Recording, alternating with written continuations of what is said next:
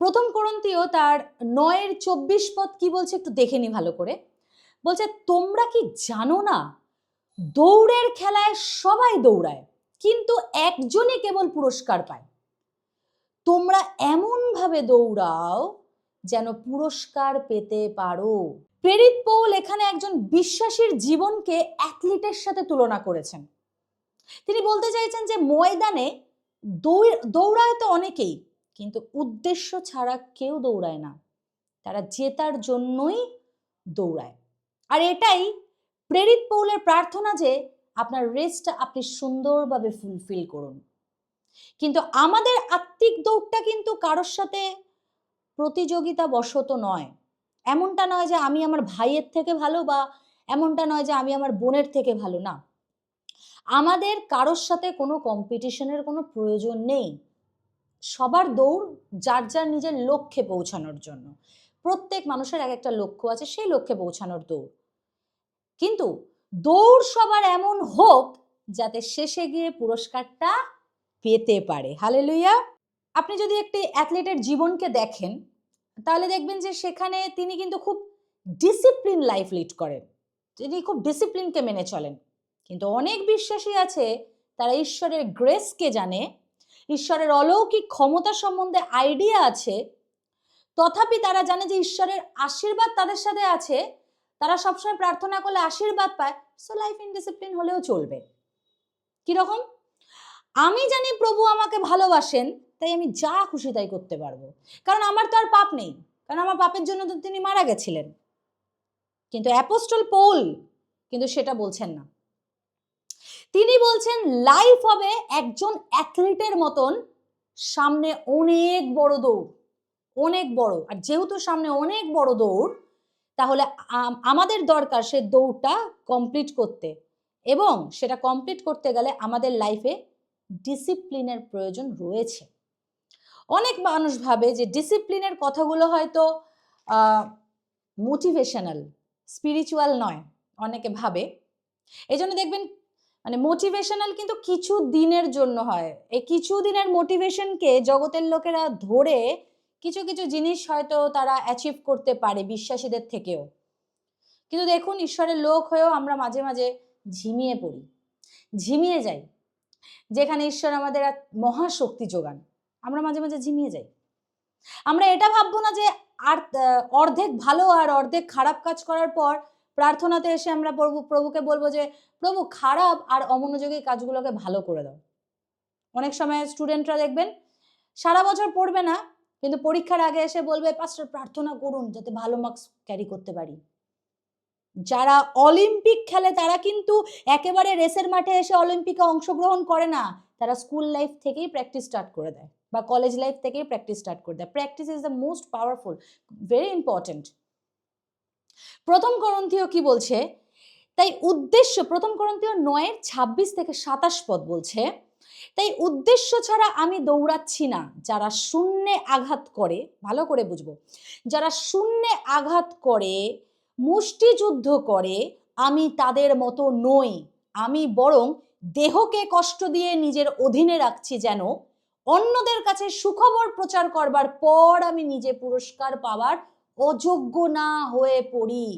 কে বলছে কথাটা? সেই মানুষটা যিনি 13টা চিঠি লিখেছেন, সেই ব্যক্তি যিনি অনুগ্রহের সুসমাচারকে নিয়ে এসেছেন। তিনি বলছেন আমি আমার দেহকে কষ্ট দিয়ে নিজের অধীনে রাখছি। প্রেরিত পৌল নিজের দেহকে নিজের বশে এনেছিলেন। আমি এমন কোনো প্রচার করব না যে বিষয়টা আমার জীবনে অ্যাপ্লাই না হোক। একজন প্রচারক নিজে পরিবর্তন হলে তবেই সে অন্যকে পরিবর্তনের পথটা দেখাতে পারে। অন্ধকে পথ দেখাতে পারে না, তাই তো? আমি এটাই জানি।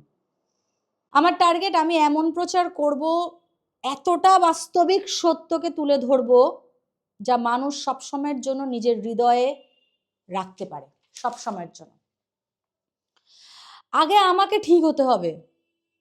একজন ঈশ্বরের মেয়ে হওয়ার অধিকার থেকে হয়তো আমি বঞ্চিত হব না, কিন্তু অ্যাজ আ পার্সন সুসমাচার সেবক হওয়া থেকে ব্যর্থ হতে পারি যদি মুখে এক আর হৃদয়ে আরেক থাকে। একজন পালক ছিলেন, তার ব্যাপার মনে পড়লে আমার খুব কষ্ট হয়। তিনি মিনিস্ট্রি ভালোই চালাচ্ছিলেন, হঠাৎ ব্যভিচারের ফাঁদে পড়ে যায়, সব শেষ হয়ে যায়। মানুষ ব্যভিচারের ফাঁদে পড়ে যায়, সব শেষ হয়ে যায়।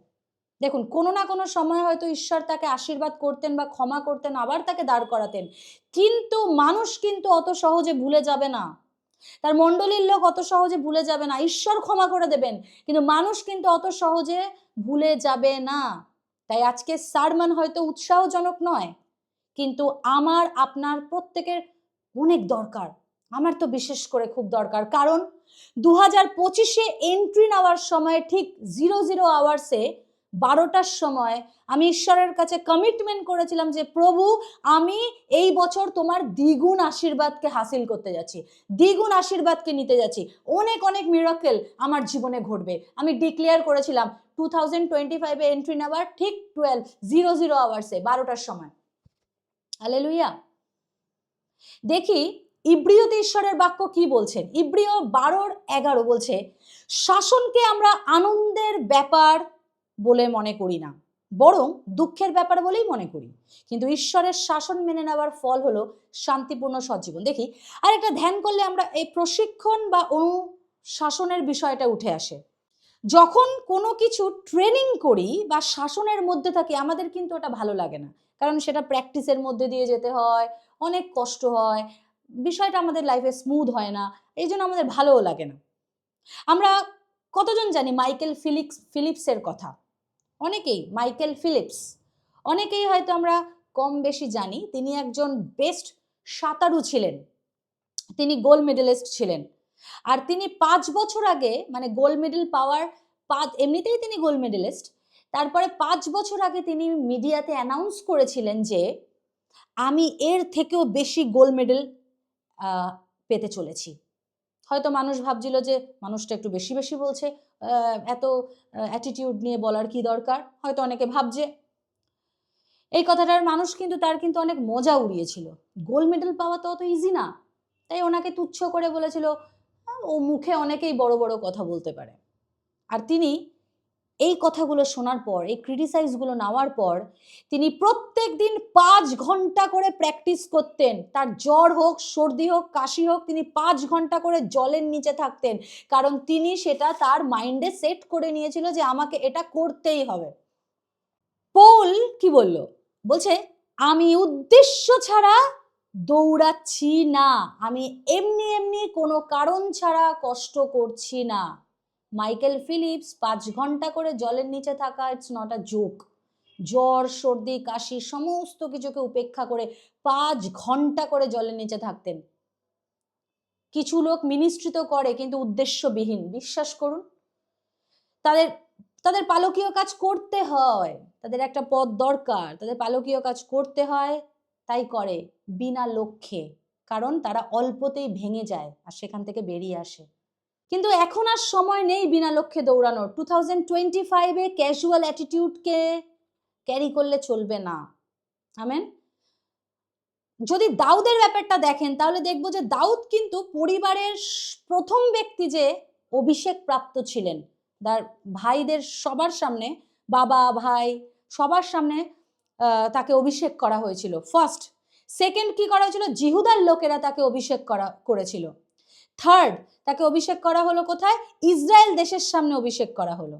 যখন জিহুদারা অভিষেক করলো তখন পুরো নেশনস দেখলো, পুরো শহর নোটিস করলো।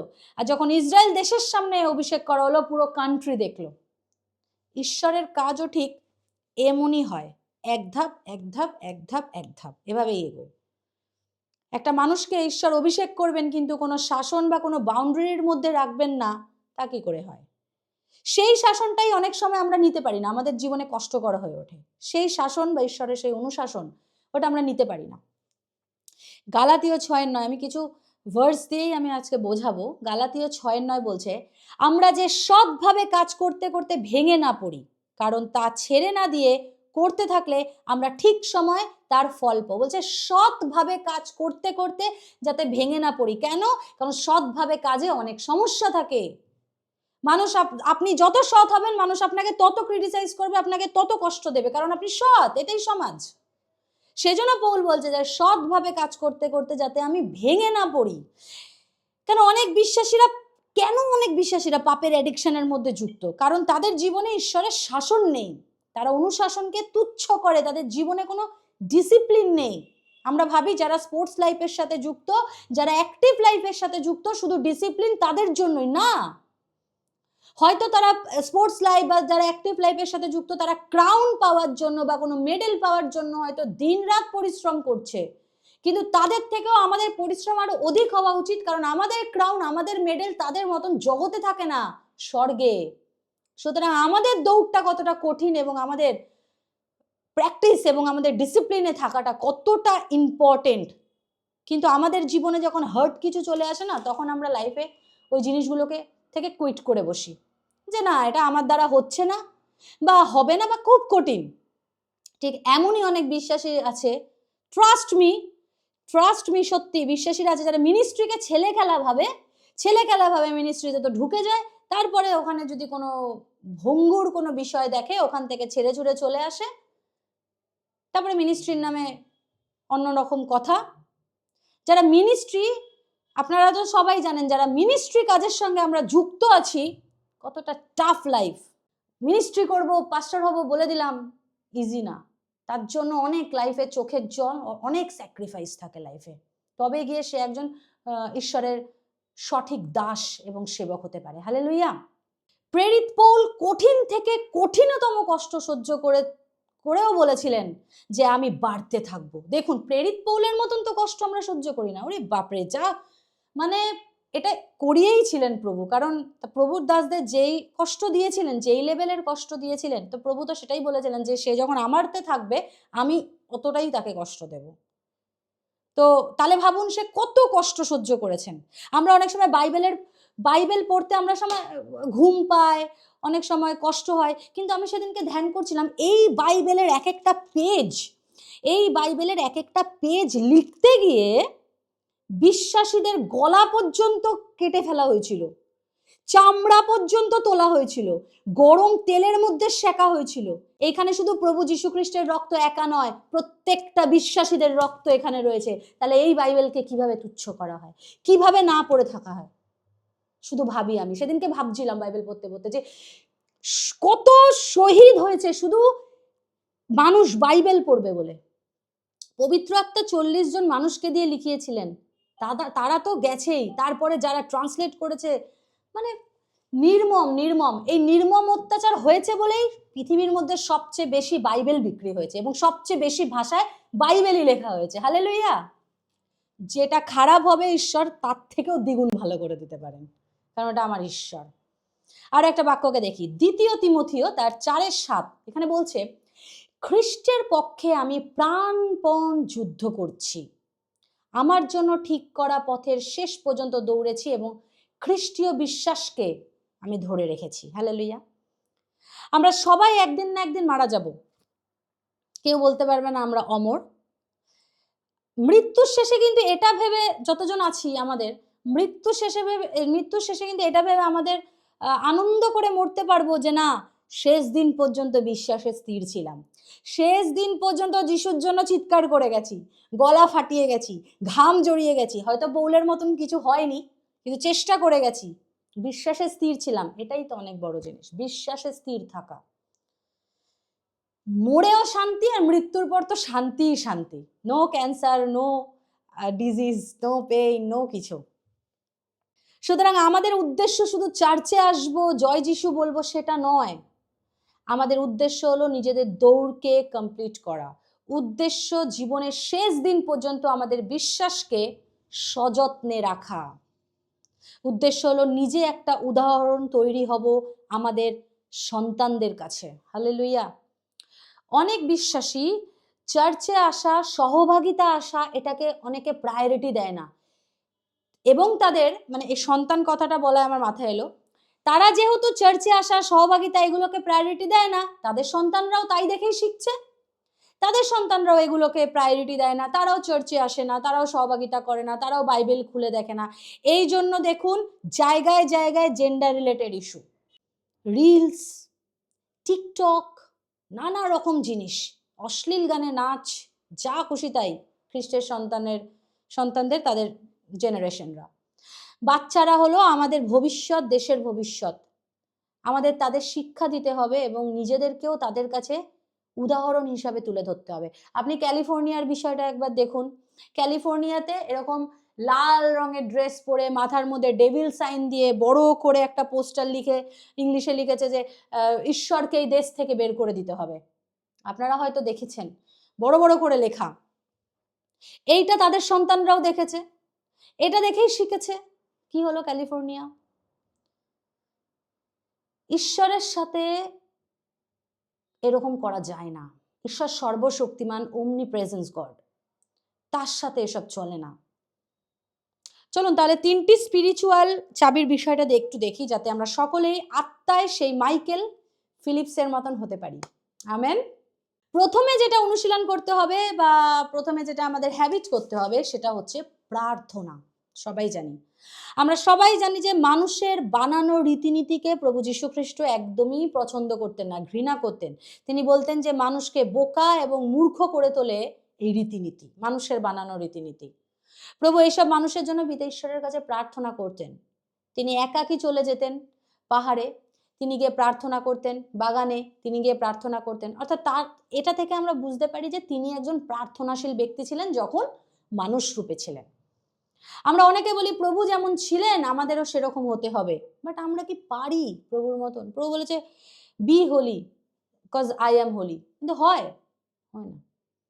আমাদের উচিত সব সময় হোলি স্পিরিটকে নক করা আর বলা যে আমার জীবন প্রভুর মতন করে তোলো, আমাদেরকে তার যোগ্য করে তোলো। পবিত্র আত্মার পরিচর্যা এটা নয় যে সবসময় পরভাষায় প্রার্থনা, পরভাষায় আমাদের একটা গিফট, প্রার্থনা করতে হবে, কিন্তু পবিত্র আত্মার পরিচর্যা হলো আমাকে আপনাকে ঈশ্বরের পুত্রের স্বভাবে পরিবর্তন করা। কারণ তিনি বলেছেন আইসো আমরা প্রতিমূর্তিতে মনুষ্য নির্মাণ করি, তাহলে তার স্বভাবটাও আমাদের মধ্যে থাকা প্রয়োজন, কিন্তু হয়ে ওঠে না।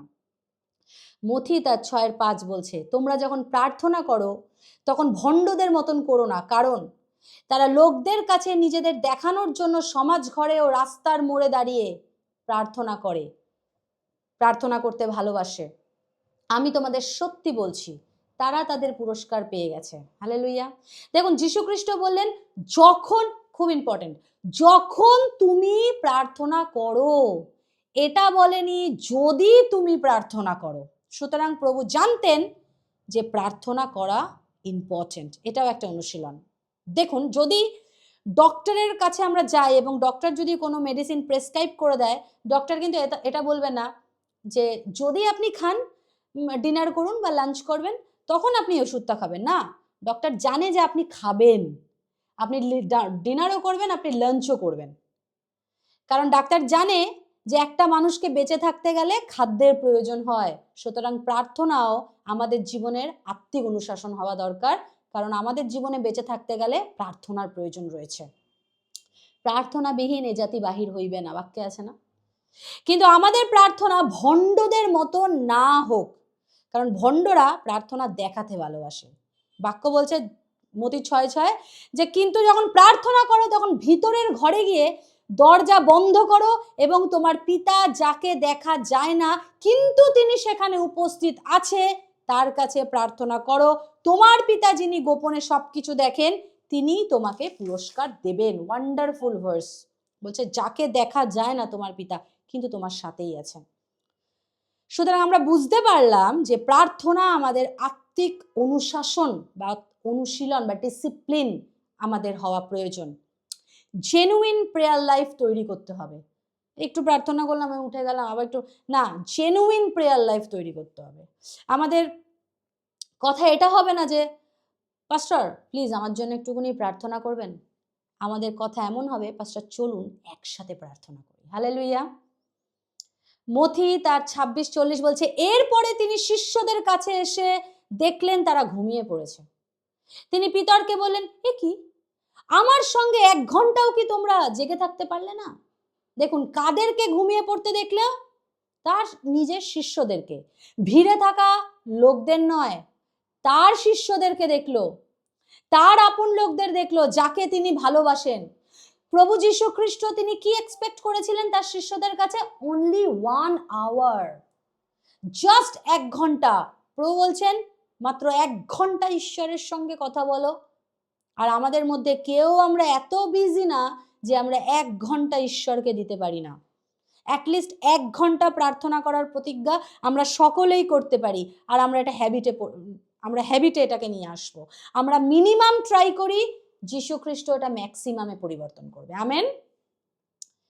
এখানে এবার পবিত্র আত্মা আমাদের ডিসিপ্লিন লাইফকে দেখবো আমরা, যদি আমরা এই জিনিসটা করতে পারি, এভরিডে 1 ঘন্টা করে প্রেয়ার, যাদের হয় না তারা যদি 1 ঘন্টা করে অ্যাটলিস্ট প্রেয়ার করে, পবিত্র আত্মা সেই ডিসিপ্লিন লাইফটাকে ডিলাইট বানিয়ে দেবেন। কারণ আমরা সকলেই জানি prayer is the most powerful weapon.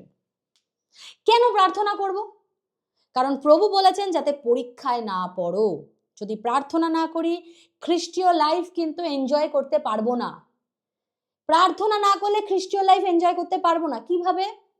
সব সময় কোনো না কোনো টেম্পটেশন, সব সময় কোনো না কোনো সমস্যা, কিছু না কিছু অসুস্থতা লেগেই থাকবে। আর প্রভু আমাদের এইরকম জীবনযাপন করবার জন্য বেছে নেননি, বা এরকম জীবনযাপন করবার কথাও বলেননি। একটা গল্প মনে পড়ে গেল। সেই গল্পটা হচ্ছে, একটা রাজার কাছে তার এক কর্মচারী, রাজা তার কর্মচারীকে ডেকে পাঠিয়ে বলছে আমার জন্য একটা চেন তৈরি করো। তো ও গেছে, ওকে একটা চেন তৈরি করেছে, লোহার শিকলের মতন একটা চেন। এসে বলছে রাজামশাই দেখুন কেমন হয়েছে। বলছে না এইটুখানি হবে না, আর একটু বড় করো। আবার গেছে, আবার করেছে, আবার একটু বড় করেছে। রাজা বলছে এইটাতেও হবে না, তুমি আর একটু বড় করো। সে গিয়ে আরো লম্বা একটা চেন তৈরি করেছে, তৈরি করে রাজার কাছে এসেছে। সে হয়েছে রাজা তাকে অনেক পুরস্কার দেবে, কারণ রাজার মনের মতন বড় লোহা দিয়ে চেন করেছে। বলছে রাজামশাই দেখুন তো এত বড় একটা চেন তৈরি করলাম। রাজা বলছে এবার হয়েছে। বলছে তাহলে করবেন কি এত বড় চেন দিয়ে? বলছে দাঁড়াও দেখতে পাবে। প্রজাদের ডাকলো, এদিকে এসো। প্রজারা আসলো, যে এই চেন দিয়ে ওকেই বাঁধো। মানুষ নিজের ফাঁদে নিজেই পড়ে। তাই প্রভু বলেছিলেন প্রার্থনা করো যাতে পরীক্ষায় না পড়ো। প্রার্থনা আমাদের জীবনকে আত্মিকভাবে পরিষ্কার করে। কিছু মানুষ সবসময় খারাপ চিন্তা করে, তা অন্যের ক্ষতি চায়, তাদের মাইন্ড সবসময় দেখবেন দুষ্ট আত্মা দ্বারা পরিচালনা। মুখ থেকেও দেখবেন কিছু না কিছু নেগেটিভ কথা বলে। কিন্তু যারা প্রার্থনাশীল, যারা প্রার্থনা করে, তারা শয়তানের প্রভাবের উপরে থাকে, তাকে শয়তান মোটিভেট করতেই পারে না, শয়তানের প্রভাব তার মধ্যে পড়তেই পারে না। দুষ্ট আত্মা দ্বারা সে চিন্তা করে না, দুষ্ট আত্মা তার চিন্তাধারাকে বেঁধে রাখে না। কারণ প্রার্থনা মোস্ট ইম্পর্টেন্ট। প্রার্থনা আমাদের আত্মিক একটা অনুশাসন হওয়া দরকার এবং অনুশীলন হওয়া দরকার। আমাদের আত্মিকতা, আমাদের জীবনকে আত্মিকভাবে প্রার্থনা পরিষ্কার করে দেয়।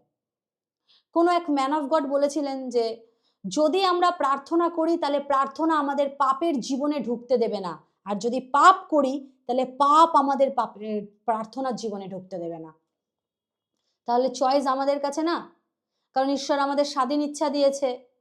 কিভাবে লাইফকে লিড করব এটা আমাদেরকে বুঝতে হবে বা আমাদেরকে করতে হবে। দ্বিতীয় অনুশীলন, 3টে অনুশীলন বলেছিলাম, একটা হলো প্রার্থনা, দ্বিতীয় অনুশীলন ফাস্টিং, দ্বিতীয় আত্মিক অনুশীলন হলো উপবাস। এখানে মতি 6:16-18 কি বলছে একবার দেখে নি। তোমরা যখন উপবাস করো তখন ভণ্ডদের মতন মুখ কালো করে রেখো না। তারা যে উপবাস করছে তা লোকদের দেখাবার জন্য, তারা মাথায় ও মুখে ছাই মেখে বেড়ায়। আমি তোমাদের সত্যি বলছি তারা তাদের পুরস্কার পেয়ে গেছে। কিন্তু তুমি যখন উপবাস করো তখন মাথায় তেল দিও, মুখ ধুও, যেন অন্যেরা জানতে না পারে যে তুমি উপবাস করছো। তাহলে তোমার পিতা যিনি দেখা না গেলেও উপস্থিত আছেন, কেবল তিনিই তা দেখতে পাবেন। তোমার পিতা যিনি গোপনে সবকিছু দেখেন তিনি তোমাকে পুরস্কার দিয়ে দেবেন। দেখুন এখানে আবারও প্রভু বললেন যখন তুমি উপবাস করো, একবারও বলেনি যদি তুমি উপবাস করো। উপবাস শুধু পুরনো নিয়মেই নেই, নতুন নিয়মেও আছে। অনেক সময় ফাস্টিংকে অনেক মানুষ ডাইটিংয়ে কনভার্ট করে দেয়। ফাস্টিং কম, তাদের জীবনে ওটা ডাইটিং হয়ে যায়, তারা ভাবে এবারে ওজনটা কমবে। আমাদের চার্চে নতুন এক মেম্বার আছে, তিনি অনেক মোটা মহিলা, অনেক মোটা। তো আমাদের না চেন প্রেয়ার হয়, মানে 24 ঘন্টায় কেউ না কেউ আপনার জন্য প্রার্থনা করবে। এই এই এই 1 ঘন্টা ও 1 ঘন্টা ও 1 ঘন্টা এরকম করে পুরো চেন প্রেয়ার 24 ঘন্টা উপবাসে। যারা ফুল ডে উপবাস থাকতে পারবে তারা থাকবে, এরকম ব্যাপার। তিনি আমাকে বলছে যে ভালোই হলো বলো পাপিয়া, আমার ওজনটা তাহলে কমবে, না খেয়ে থাকলে ওজনটা কমবে। আমি বললাম হ্যাঁ আন্টি, সাথে আপনার বিশ্বাসটাও। বলছে কি, কেন? আলাম এখন বুঝতে পারবেন না আপনি। এদের দেখে বোঝাই যায় না, মানে এদের দেখে বোঝা যায় যে এরা ফাস্টিং না, এরা লোক দেখানো বিষয়। ফাস্টিং করবে, মুখ কালো করে বসে থাকবে, কি হয়েছে কি হয়েছে জিজ্ঞাসা করলে বললাম উপবাস করেছি, এরকম একটা ব্যাপার আসবে তাদের মধ্যে। লোক দেখানো, ভণ্ডামি। ফাস্টিং হলো কি জানেন? মথির চারের চার। মনুষ্য কেবল রুটিতে বাঁচে না, বাঁচে ঈশ্বরের মুখনির্গত বাক্যের দ্বারা। এটাই প্রমাণ ফাস্টিং এর। হালেলুয়া। ফাস্টিং ঈশ্বরের নির্দেশকে বুঝতে সাহায্য করে, ঈশ্বরের ক্লিয়ার ভয়েসকে বুঝতে সাহায্য করে উপবাস। ফাস্টিং এর আরেকটা ভালো কাজ করে, সেটা হলো আমাদের শরীরের খিদেকে নিজেদের বশে আনে। এই জন্য ফাস্টিং করা খুব ইম্পর্টেন্ট আমাদের জীবনে। 3 নম্বর পয়েন্ট, গিভিং, দান করা, গিভিং। ঈশ্বর বলেছিলেন যখন তুমি দাও, মানুষকে দেখিয়ে নয় বা মানুষকে বলে বেরিয়ে নয়। আমি আপনাদের বলছি, যখন আমরা কাউকে কিছু দিচ্ছি, সেটা তাকে দেওয়ার আগেই ঈশ্বরের অনুগ্রহের সিংহাসনে গিয়ে পৌঁছে যায়। আপনি আমাকে যেটা দেবেন ওটা আগে প্রভুর কাছে চলে গেছে, কারণ আপনি তো প্রভুকেই দিচ্ছেন। আজকে ধরুন আমি অসহায়, সাপোজ, এবার আমি চাইছি আপনার কাছে, আপনি আমাকে এই বোতলটা আপনি আমাকে দিলেন, আমার জল তেষ্টা পেয়েছে, এটা একটা মিনিস্ট্রি, এটা একটা পরিচর্যা, আপনি আমাকে দিলেন। কিন্তু এই যে দাওয়াটা, এটা ঈশ্বরের অনুগ্রহের সিংহাসনে আগে পৌঁছে গেছে, এই পুরস্কার আপনি পরে পাবেন। হালেলুয়া। দেখুন, প্রার্থনা আমাদের জীবনকে কি করলো? পরীক্ষা থেকে বাঁচায়। উপবাস আমাদের জীবনে কি করলো? খিদা থেকে বাঁচায়। ঠিক ওইভাবেই দান আমাদের জীবনের লালসা অর্থাৎ লোভ থেকে বাঁচায়। দেখি প্রেরিত তার 10-3-4 পদ কি বলছে। একদিন বেলা 3টের সময় তিনি দর্শন পেলেন, তিনি স্পষ্ট দেখতে পেলেন ঈশ্বরের এক দূত এসে তাকে ডাকছেন, কর্নেলীয়। কর্নেলীয় ভয় পেয়ে সে স্বর্গদূতের দিকে তাকিয়ে বললেন, বলুন প্রভু। স্বর্গদূত বললেন, তোমার প্রার্থনা ও গরিবদের তোমার দানের কথা স্বর্গে পৌঁছে গেছে, ঈশ্বর তা মনে রেখেছেন।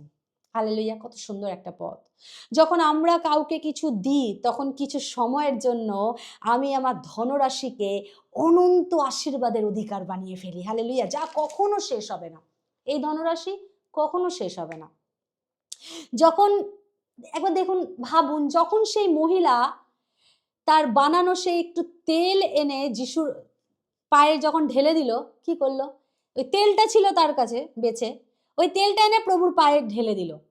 আর প্রভু কি বললেন? যতদিন সুসমাচার প্রচার হবে এই কথা সবাই মনে রাখবে। আমেন। প্রভু তার ওইটুকু সম্পত্তিকে অনন্ত দাম দিয়ে দিলেন। এইটুকুনি তেল, ওইটুকু সম্পত্তিকে অনন্ত দাম দিয়ে দিলেন, যে দামের কোনো শেষ নেই।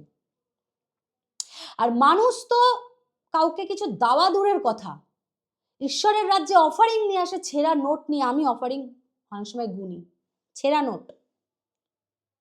নোট ঈশ্বরকে দিচ্ছে, আর অফারিং এর পর আশা করছে সে আশীর্বাদ পাবে। দিতে না শিখলে পাবো কি করে? মনে রাখে, আমরা কিন্তু সানডে চার্চে চাঁদা দিই না, আমাদের চাঁদা হয় না, ওটা আমাদের স্যাক্রিফাইসের বলিদান, যা ঈশ্বরকে অ্যাজ আ গিফট দিই। এটা একটা সম্মান ঈশ্বরের সামনে। দেওয়া শিখতে হবে, সবসময় এরম নয়, এরম দেওয়া শিখতে হবে। এটাও একটা ডিসিপ্লিন। হালেলুয়া। এই 3টে জিনিস আমাদের অনুশীলনের মাধ্যমে প্র্যাকটিস করতে হবে, মোটিভেশনের মাধ্যমে না। দেখুন, মোটিভেশন হলে কিছুদিন পর বেরিয়ে যাবে, খুঁজে পাওয়া যাবে না মোটিভেশন হলে। কিন্তু যদি ডিসিপ্লিন হয়, তাহলে ওটা আমার মাইন্ড এবং আমার হৃদয় দুটোতেই তরতাজা থাকবে, কারণ ওটাকে তো আমাকে প্র্যাকটিস করতে হচ্ছে। আর মোটিভেশন শুনবো, ওয়াও ওয়ান্ডারফুল, আমাকে করতে হবে, 10 দিন, 11 দিনের বেলা শেষ। যদি অনুশীলনের মধ্যে রাখি কি প্রেয়ার, ফাস্টিং এবং গিভিং, তাহলে ওটা আমাদের হৃদয় এবং আমাদের মাইন্ড দুটোকেই তরতাজা করবে। ইমোশন দিয়ে স্বর্গে যাওয়া যাবে না। ইমোশনের ইটা বাদ দিন, মোশন। ই বাদ দিলে আসছে মোশন, অর্থাৎ গতিতে আমাদের লাইফে অনুশীলন করতে হবে, ঈশ্বরের বাক্যের সুসমাচার প্রচার করতে হবে গতিতে, মোশনে, গতিতে কাজগুলো করতে হবে। ডিসিপ্লিনকে যদি ভাঙি তাহলে আসে ডিসাইপল। আর যদি ঈশ্বরের ডিসাইপল হই তাহলে অবশ্যই এই ডিসিপ্লিন এবং এই অনুশাসনগুলো আমাদের হৃদয়ে রাখতে হবে। হালেলুয়া। যাতে ঈশ্বর শেষ সময় আমাদেরকে ফেইথফুল সন্তান হিসাবে জড়িয়ে ধরেন। যখন আমরা সেই ঈশ্বরের সিংহাসনের সামনে যাব, যাতে ঈশ্বর বলতে পারেন এই মেয়ে বা এই ছেলেটা আমার ফেইথফুল সন্তান। হালেলুয়া।